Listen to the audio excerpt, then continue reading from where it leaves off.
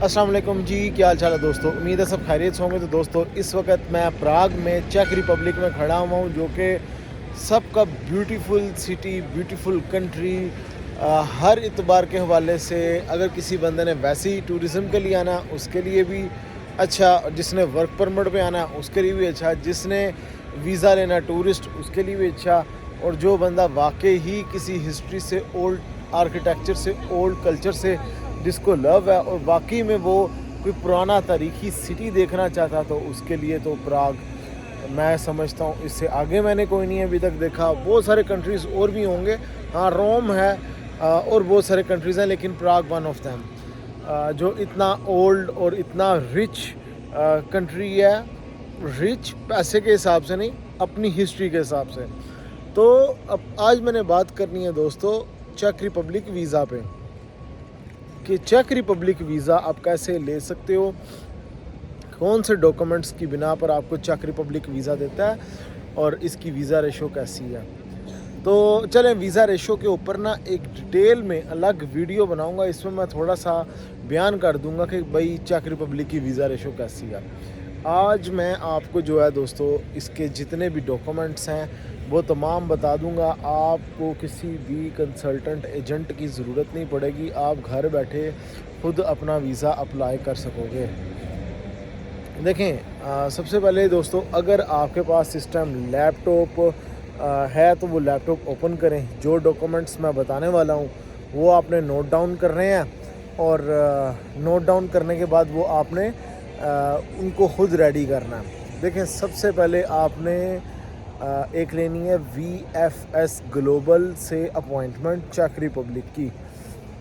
Again सुने, ये उन दोस्तों के लिए है जिनको नहीं समझ आती कि भाई हमने कैसे करना, तो उनको मैं अगेन बताता चलूँ। VFS दुबई लिख लो, या फिर आप जिस भी सिटी में जिस भी कंट्री में हो वहाँ से आपने लिखना VFS आ गया। फिर आपने वहाँ से ले ली अपॉइंटमेंट ली। उसके बाद आपने एक होटल बुकिंग करनी है। agoda.com से कर लो, booking.com से कर लो, कहीं से भी कर लो। बुकिंग हो गई आपकी, जस्ट रिजर्वेशन करनी है, पेड नहीं करना, क्योंकि एम्बेसी वाले ख़ुद बोलते हैं कि पेड नहीं करना, क्योंकि ये वीज़ा गारंटी तो होता नहीं है कि वीज़ा एम्बेसी आपको देगी या नहीं देगी, तो इसलिए आपने इसको पेड नहीं करना, जस्ट रिज़र्व करना है। अच्छा, उसके बाद आपने फिर एक वीज़ा एप्लीकेशन फॉर्म वो फिल करना है। वो कहाँ से होगा? वो VFS ग्लोबल चेक रिपब्लिक जो आप अपॉइंटमेंट लोगे उसी वेबसाइट से आपने डाउनलोड कर लेना वीज़ा एप्लीकेशन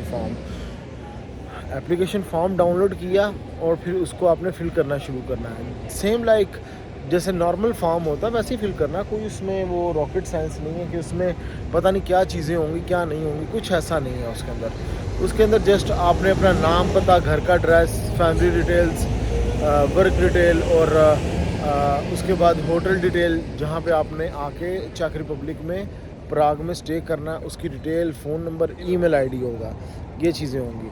और उसके बाद आपने लास्ट मोमेंट पे सिग्नेचर कर देना और डेट लिख देनी है। फॉर्म भी आपका हो गया, होटल बुकिंग भी हो गई। फिर आपने करनी है फ़्लाइट रिज़र्वेशन कर लो आप, वो भी जस्ट रिज़र्व करनी है, पेड नहीं होनी चाहिए, और वो आप किसी भी ट्रैवल एजेंसी से करवा सकते हो। होटल बुकिंग भी होगी, फ़्लाइट रिज़र्वेशन भी होगी। फिर उसके बाद आपने करनी है ट्रैवल इंश्योरेंस। आप ट्रैवल इंश्योरेंस किसी भी वेबसाइट से जाके एक इंश्योरेंस कर लें जो 30,000 यूरोस को कवर करती हो आपके ट्रिप को। और उसके बाद वीज़ा रिक्वेस्ट लेटर आपने लिखना। वीज़ा रिक्वेस्ट लेटर क्या होता है? आपने लिखना होगा कि जी मैं वहाँ पे कितने दिन रहूँगा प्राग में, चेक रिपब्लिक में, और मैं वहाँ पे जाके करूँगा क्या। डे बाय डे एक्टिविटीज़ आपने वहाँ पे लिखनी है। एक्टिविटीज़ आप मोस्टली यही होगा कि आपने सिटी कवर करना है, उसके कैसल्स देखने हैं, ओल्ड टाउन देखना है, आपने यहाँ पे म्यूज़ियम देखने हैं, यहाँ पे जो रिवर है उसकी बोट राइड लेनी है, इस तरह की चीज़ें होंगी इसके अंदर, वो आपने लिख देना, नोट डाउन कर लेना। अच्छा, ये हो गया प्लान, और मैक्सिमम 6 या 7 दिन का आपने प्लान देना है, ज़्यादा का प्लान नहीं देना, कोशिश यही करनी है आपने। क्योंकि आपका फ़र्स्ट अटैम्प्ट होगी, फ़र्स्ट अटैम्प्ट में आपको आपने एक सिटी का अगर प्लान दे रहे हो तो एक सिटी 5-6 दिन मोर देन इनफ होते हैं उसको ट्रैवल करने के लिए, एक्सप्लोर करने के लिए। अच्छा, उसके बाद आपने पासपोर्ट पासपोर्ट तो होगा, पासपोर्ट की picture, passport copy, visa copy, जिस कंट्री में रेसिडेंसी कॉपी, उसके बाद आईडी कार्ड की कॉपी, और उसके अलावा जितनी आपकी ट्रैवल हिस्ट्री प्रीवियस है वो लगा दो, नहीं है तो ज़रूरत नहीं है। लास्ट 3 मंथ की बैंक स्टेटमेंट, इसमें ये है कि 3 मंथ की स्टेटमेंट के साथ आप अप्लाई कर सकते हो चेक रिपब्लिक का वीज़ा। और उसके बाद एक एनओसी आपकी कंपनी की तरफ से मिलेगा। अगर एनओसी अगर सऊदी अरबिया से देख रहे हो तो उसको गुरफ़ा तजारिया भी करवाना होगा। अगर आपका पार्टनर इन्वेस्टर का वीज़ा है तो फिर भाई सीआर और ट्रेड लाइसेंस की भी कॉपी लगेगी आपके साथ में। तो ये चीज़ों के साथ आप वीएफएस ग्लोबल जाएंगे, सबमिशन करवाएंगे 2 शेंगन साइज़ पिक्चर्स, ये आपने करनी है, साथ में लेके जानी है।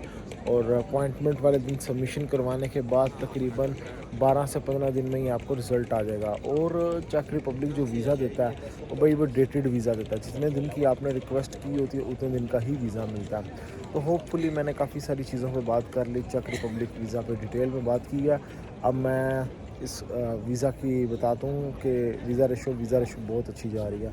इस पर मैं एक अलग से वीडियो बनाऊँगा, उस पर आप देखना। तो गाइस नेक्स्ट वीडियो में मिलूँगा नए टॉपिक पर, ख्याल रखिए अपना, टेक केयर।